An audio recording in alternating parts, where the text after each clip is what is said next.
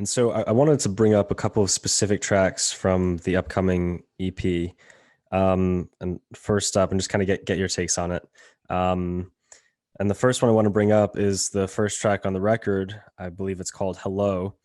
And Mhm. it's this really interesting piece because it's kind of the short, fully instrumental piece with a lot of sound elements. I think I heard like running water or something.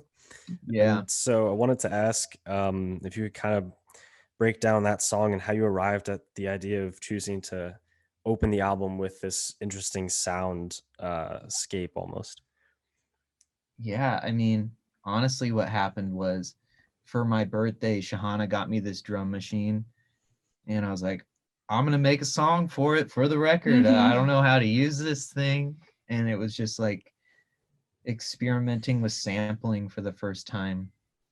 And James, the producer we were working with, had one, has the same drum machine and sampler. So it was like trying to learn that and trying to make our world within this little machine was really the goal of it. And um Wasn't there a song that our friend showed you with um oh yeah, there's a Les Baxter um song. I don't even know if it's a song, it's like a composition. um it's got these like sweeping vocals that like take it's like like an you're orchestral piece, but it yeah. sounds like Junaco. I don't know why, but it's cool. It feels like you're like on a leaf, like flying through the wind with like all the different elements. It's just like really takes you somewhere. And Yeah, it's I don't know.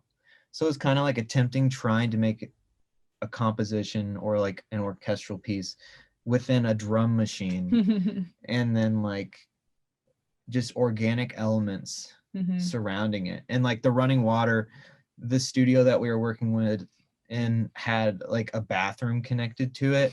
And one of my roommates was taking a shower, and I was like, that sounds pretty cool. Like, yeah, it's like just random whatever to just create how I was feeling that day. And I don't know. Yeah. It was made very quickly. Yeah. And then we just sent it to James, and he put it through like a cassette deck and was like, I think it's done. I don't know. Like, cool. I like it. Yeah. And I think within the world that, we wanted to create with this record, it was like a nice little introduction. Like, here's the foyer of the place. And, yeah, like the sunrise of the situation. Yeah. Like, welcome. Buckle up. Yeah. Definitely. I love that the whole concept you're talking about kind of creating the world and introducing you into this world that's different than, the reality that we live in. I think that's really cool. And the other track I wanted to bring up, Weight of the World, it seemed lyrically very purposeful in kind of the story it was telling, and hearing you talk about escapism and the way you guys kind of live adds value to that, I think. And so I wanted to ask if did something specific kind of inspire that vibe almost that you were going for, and then what kind of purpose exists behind the music and the different ways you affect the instruments and stuff to serve that story. Totally. Yeah. We were actually listening to a podcast. It is the Time Sensitive podcast, and they really align with what we're all about. And it's really about slowing down and being really having intention with everything you're doing, just like what we were talking about in the podcast specifically, was really about being precious with your time and like making sure that everything that you do is really um, aligns with who you are. And part of that is you being a part of society where everybody is helping each other. And a lot of this podcast really sparked something in us that we feel like in this current society we're kind of missing the baseline human connection.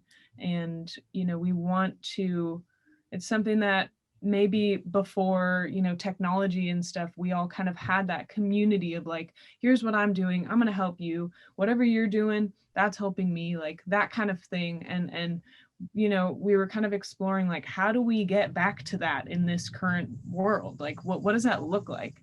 And we, you know, we were listening to that podcast and immediately started writing this song. And it was kind of this like somber piano ballad, and we really weren't sure what it was going to be, because it felt like it was just this thing that was really expressing that that feeling. And when we took it to the studio with James Antagius, our guitar player, yeah, it just kind of became this other thing. I don't know how, like sonically it became like a I don't even know. We were listening to a lot of Broncho, which I don't know if you've ever heard of Broncho. They're like just like kind of like a punk rock band that's like punky, with reverb. I don't know. And I don't know. It was, everybody felt it in that moment. It was before the pandemic that we recorded that tune. Yeah. And so it was like, I don't know. We were all just trying to, the world was so quick and we really wanted to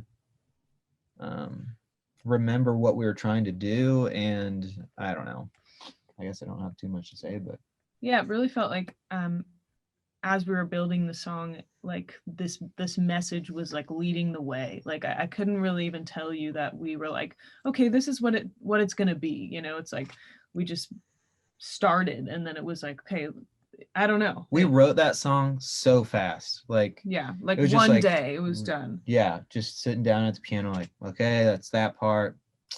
It just like flew out. And that's, I don't know. And it seemed like it just kind of led us to the end of the recording too, because it there was not a point where we were like, I don't know what to do here. Like it just kept going, it felt like.